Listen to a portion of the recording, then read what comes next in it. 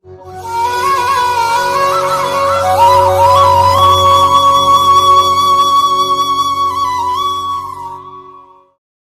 ಗುರುಭ್ಯೋ ನಮಃ. ಹರಿ ಓಂ.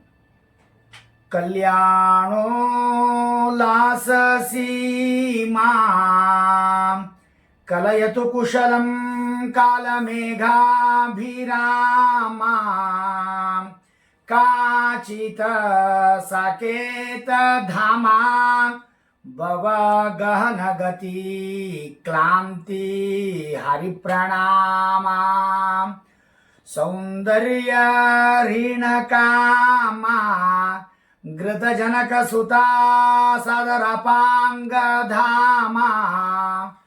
ದಿಕ್ಷು ಪ್ರಖ್ಯಾತ ಭೂಮಾ ದಿವಿಜ ರವಿಸುತಾ ದೇವತಾ ರಾಮನಾಮ ದಿವಿಜ ದಬಿಸುತಾ ದೇವತಾ ರಾಮನಾಮ. ರಾಮನನ್ನ ಹಾಡುವ, ಪಾಡುವ, ಕೊಂಡಾಡುವ ಸ್ತೋತ್ರ ಇದು. ರಾಮ ಹೇಗಿದ್ದಾನೆ ಎಂಬುದನ್ನು ಬಹಳ ಮಾರ್ಮಿಕವಾಗಿ, ಧಾರ್ಮಿಕವಾಗಿ, ಅತ್ಯಂತ ಸುಂದರವಾದ ಒಂದು ವಾಲ್ಮೀಕಿ ತನ್ನ ಮಂಗಳವಂದ ಪದ್ಯದಲ್ಲಿ ರಾಮನನ್ನ ಕೊಂಡಾಡ್ತಾ ಇದ್ದಾನೆ, ಸ್ತೋತ್ರ ಮಾಡ್ತಾ ಇದ್ದಾನೆ. ಭಾವಬಂಧುರವಾದಂಥ ಶ್ಲೋಕ ಇದು. ಅದು ಕಲ್ಯಾಣೋ ಲಾಸಸೀಮ. ಆ ಕಲ್ಯಾಣ, ಕ್ಷೇಮ, ಸಂತೋಷ, ಆನಂದ ಆಗಬೇಕಾದರೆ ಆ ರಾಮನ ಒಂದು ಅತ್ಯಂತ ಭಕ್ತಿ ಭಾವದಿಂದ ನಾವು ಧ್ಯಾನ ಮಾಡಬೇಕು. ಅಂದಾಗ ಮಾತ್ರ ನಮಗೆ ಆನಂದ, ಸಂತೋಷ, ಕ್ಷೇಮ ಎಲ್ಲವೂ ಕೂಡ ನಮಗೆ ಪ್ರಾಪ್ತವಾಗ್ತದ. ಅದಕ್ಕಾಗಿ ಭಗವಂತ ಆನಂದನಾಗಿದ್ದಾನೆ, ಕಲ್ಯಾಣವನ್ನು ಕೊಡ್ತಾನೆ, ಸುಖ ಶಾಂತಿಯನ್ನು ಕೊಡ್ತಾನೆ ಅಂತ ರಾಮನನ್ನ ನಾವು ಧ್ಯಾನ ಮಾಡಬೇಕು. ರಾಮ ಎಲ್ಲಿದ್ದಾನೆ? ಸಾಕೇತ ಧಾಮ, ಅಯೋಧ್ಯದಲ್ಲಿದ್ದಾನ್ರಿ. ಬಾಲರಾಮನಾಗಿ, ಅಭಿರಾಮನಾಗಿ, ವೈಕುಂಠರಾಮನಾಗಿ, ಆನಂದರಾಮನಾಗಿ ಆ ರಾಮ ಸಾಕೇತ ಧಾಮ ಅಂತ. ಅದಕ್ಕಾಗಿ ಏನು ಮಾಡ್ತಾ ಇದ್ದಾನೆ? ಭವ ಗಹನಗತಿ. ಅವನನ್ನು ನಾವು ಆರಾಧನೆ ಮಾಡಿದ್ರೆ, ರಾಮನವಮಿ ನಿಮಿತ್ತಕವಾಗಿ ರಾಮನ ಸ್ತೋತ್ರವನ್ನು ಮಾಡಿದ್ರೆ ಕ್ಲಾಂತಿ, ಭ್ರಾಂತಿ, ಶ್ರಾಂತಿ, ವಾಂತಿ ಎಲ್ಲವನ್ನ ನಮ್ಮನ್ನು ಪರಿಹಾರ ಮಾಡ್ತಾ ಇದ್ದಾನೆ. ಕುತ್ತು ಆಪತ್ತುಗಳನ್ನು ಪರಿಹಾರ ಮಾಡ್ತಾ ಇದ್ದಾನೆ ರಾಮನಾಮ ಜಪ.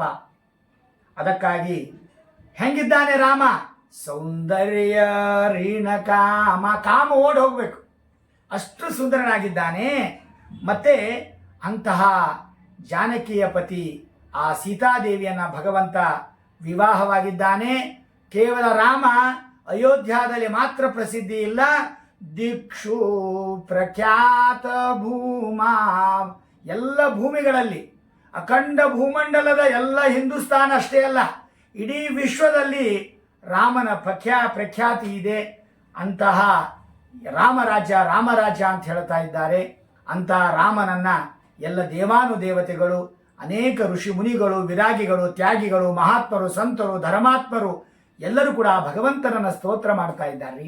ಯಂ ಬ್ರಹ್ಮ ವರುಣೇಂದ್ರ ರುದ್ರ ಮರುತ ಸ್ತುನ್ವಂತಿ ದಿವ್ಯೈಸ್ತವೈಃ ವೇದೈಃ ಸಾಂಗ ಪದಕ್ರಮೋಪನಿಷದೈಃ ಗಾಯಂತಿ ಧ್ಯಾಯಂತಿ ಯಂ ಸಾಮಗಾಃ ಧ್ಯಾನಾವಸ್ಥಿತ ತದ್ಗತೇನ ಮನಸಾ ಪಶ್ಯಂತಿ ಯಂ ಯೋಗಿನೋ ವಿರಾಗಿನೋ ತ್ಯಾಗಿನೋ ಮಹಾತ್ಮಾನಃ ಪುಣ್ಯಾತ್ಮಾನಃ ಸತ್ಯಾತ್ಮಾನಃ ಯಸ್ಯಾಂತಂ ನ ವಿದುಃ ಸುರಾ ಮನುಷ್ಯ ಮಾನವ ದಾನವ ಗಣಾಃ ದೇವಾಯ ತಸ್ಮೈ ನಮಃ.